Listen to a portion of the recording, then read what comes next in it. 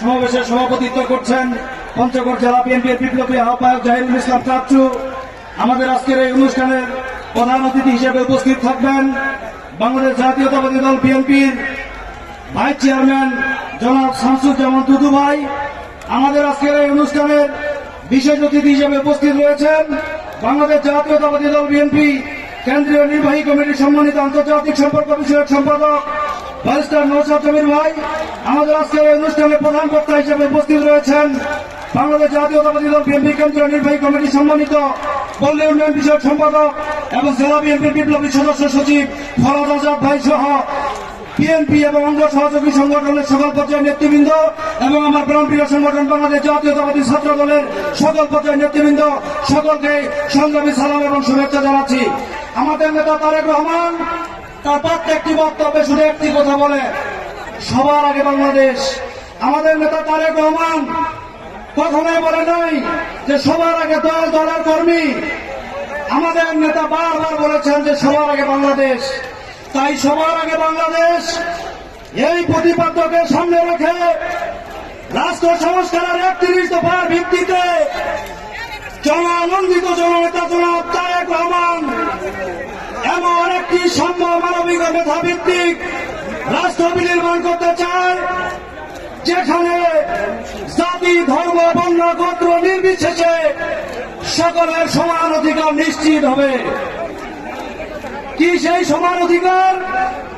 আপনারা দেখেন, আজকে আমরা জাতীয়তাবাদী শক্তিতে যারা বিশ্বাসী, আমরা সকলেই আজকের এই সভা স্তরে আছি। আমরা দেখেন আমাদের সামনে অনেকেই খেটে খাওয়া দিন মজুর, রিক্সা চালক, ভ্যান চালক আছে যারা কোনো দলের না। আমরা জাতীয়তাবাদী দলের কর্মী হিসাবে আগামীতে এই রাষ্ট্র থেকে যে সুযোগ সুবিধা পাবো, ওই খেটে খাওয়া মানুষগুলো এই বাংলাদেশের নাগরিক হিসাবে একই সুযোগ সুবিধা পাবে। এটাই হবে আগামী তারেক রহমানের বাংলাদেশ।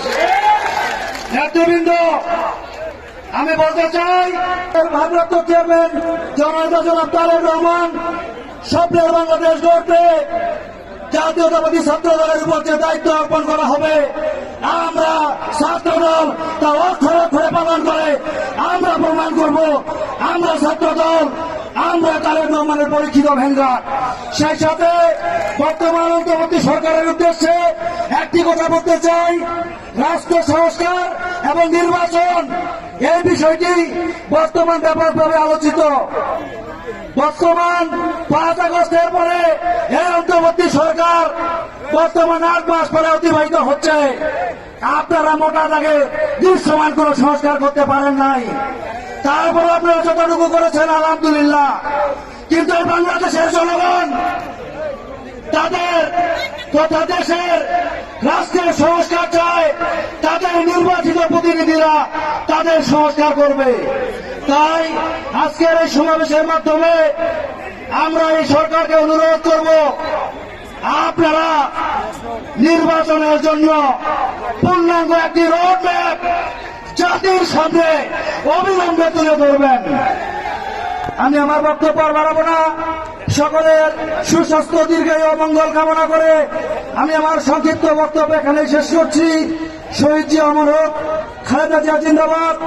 এদেশের লাখো কোটি মানুষের আশা ভরসার একমাত্র আশ্রয়স্থল, এদেশের গণতান্ত্রিক রাষ্ট্র পুনঃপ্রতিষ্ঠার একমাত্র স্বপ্নদ্রষ্টা, আগামী অবিসম্ভাবী রাষ্ট্রনায়ক, জননন্দিত জননেতা জনাব তারেক রহমান জিন্দাবাদ। বাংলাদেশ জাতীয়তাবাদী ছাত্র দল পঞ্চগড় জেলা শাখা জিন্দাবাদ, জিন্দাবাদ, জিন্দাবাদ।